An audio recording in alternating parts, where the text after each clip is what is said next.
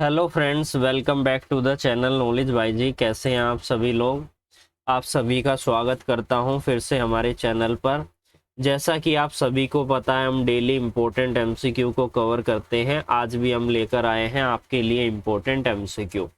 तो स्टार्ट करते हैं। सबसे पहला इम्पोर्टेंट एमसीक्यू क्या कह रहा है कि सीआरपीसी के किस चैप्टर में इरेगुलर प्रोसीडिंग के बारे में जो है डिस्क्राइब किया गया है। तो इससे रिलेटेड हमारा चैप्टर नंबर 35 है, जिसके बारे में जिसके अंदर जो है इरेगुलर प्रोसीडिंग के बारे में बताया गया है।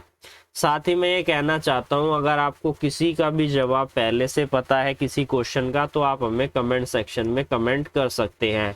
सेकंड क्वेश्चन क्या है कि अगर किसी भी केस में जजेस का या मजिस्ट्रेट का पर्सनल इंटरेस्ट है तो ऐसी प्रोसीडिंग को वो नहीं गैदर कर सकते हैं। यह बात किस सेक्शन में कही गई है, तो इससे रिलेटेड है हमारा सेक्शन 479।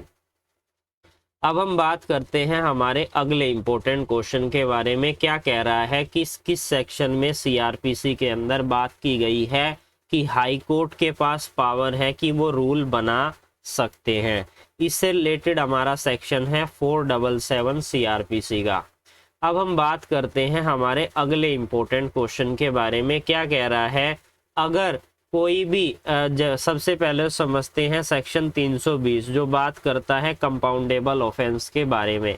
यहाँ पर दो टेबल दी हुई हैं, उन दोनों में यह बताया गया है कि कौन कौन से ऐसे ऑफेंस हैं जो कि कंपाउंडेबल नेचर के हैं, जिन्हें कंपाउंडेबल किया जा सकता है।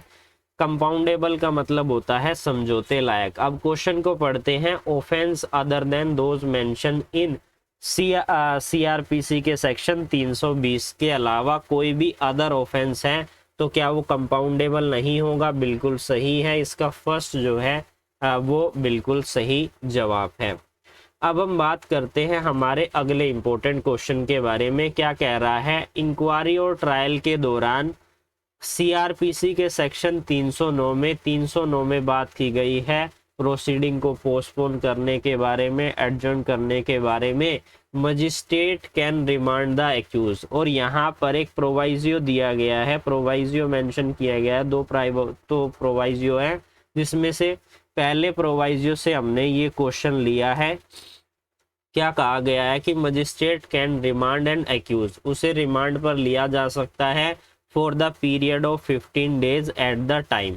तो इसका जो है हमारा सेकंड बिल्कुल सही जवाब है। अब हम बात करते हैं हमारे आज के इम्पोर्टेंट सेक्शन के बारे में। प्रीवियस वीडियो में हमने सेक्शन 234 को डिस्कस किया था। आज हम इस वीडियो में सेक्शन 235 को डिस्कस करेंगे, जो बात करता है या तो एक्विटल की जजमेंट पास की जाएगी या फिर कन्विक्शन की जजमेंट पास की जाएगी कोर्ट के द्वारा।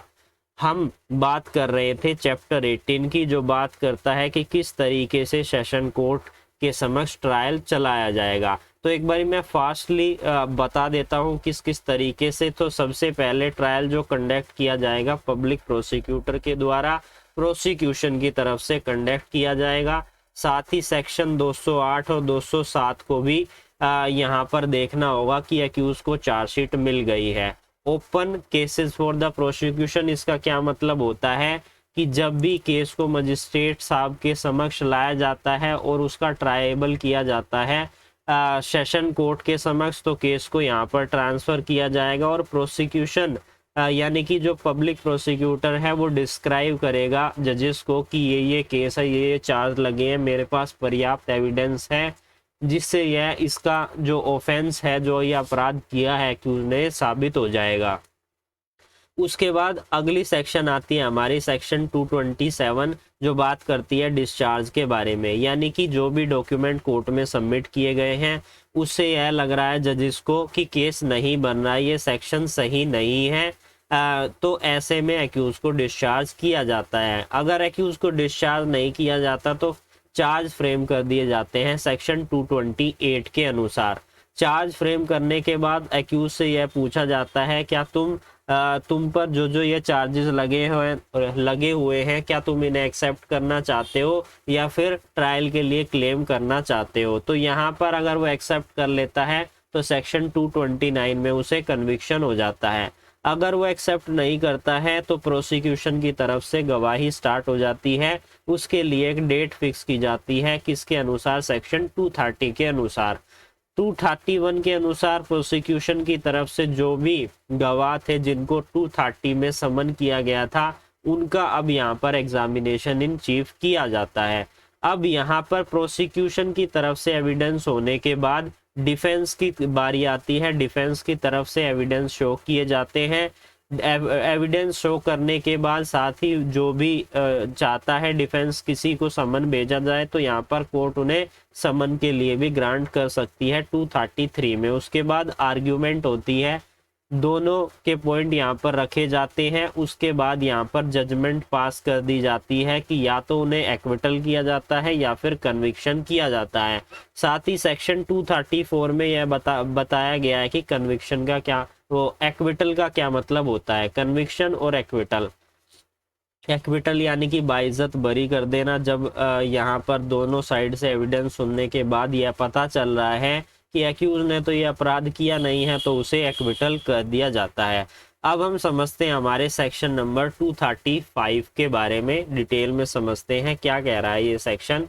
यह सेक्शन कह रहा है कि एक्विटल की जजमेंट और कन्विक्शन की जजमेंट जो है जजेस के द्वारा, कोर्ट ऑफ सेशन के जजेस के द्वारा पास की जाएगी। क्या कह रहा है sub section 1, after hearing argument and the point of law if any जज shall give a judgment in that case. यानी कि जो भी आर्ग्यूमेंट है दोनों की, उनको सुनने के बाद, लॉ के पॉइंट को ध्यान में रखने के बाद जजेस क्या करते हैं, जजमेंट पास करते हैं। सब सेक्शन 2 क्या कहता है, if the accused is convicted, यानी कि यहाँ पर एक्यूज को कन्विक्ट कर दिया गया है, दोषी ठहरा दिया गया है, तो जजेस यहाँ पर किस चीज को और फॉलो करेंगे, सीआरपीसी के सेक्शन 360 को फॉलो करेंगे। 360 क्या कहता है कि उस एक्यूज को रिलीज किया जा सकता है उसके गुड कंडक्ट के प्रोबेशन पर, या फिर आफ्टर एडमोनेशन, यानी कि उसे चेतावनी देकर भी उसे रिलीज किया जा सकता है अगर उसका कन्विक्शन होता है। इस बात को आपको याद रखना है। And here the accused on the question of the sentence and pass sentence on him according to the law, law के अनुसार यहाँ पर जो है सेंटेंस पास कर दिया जाता है। सेक्शन 360 काफ़ी बड़ी सेक्शन है, 10 इसमें सब सेक्शन है, तो इसको हम सेपरेटली डिस्कस करेंगे। आज हमने इस वीडियो में अपने सेक्शन को भी कवर कर लिया और एमसीक्यू को भी। फिर मिलेंगे एक न्यू वीडियो में, तब तक के लिए जुड़े रहिए अमित कुमार नॉलेज भाई जी के साथ।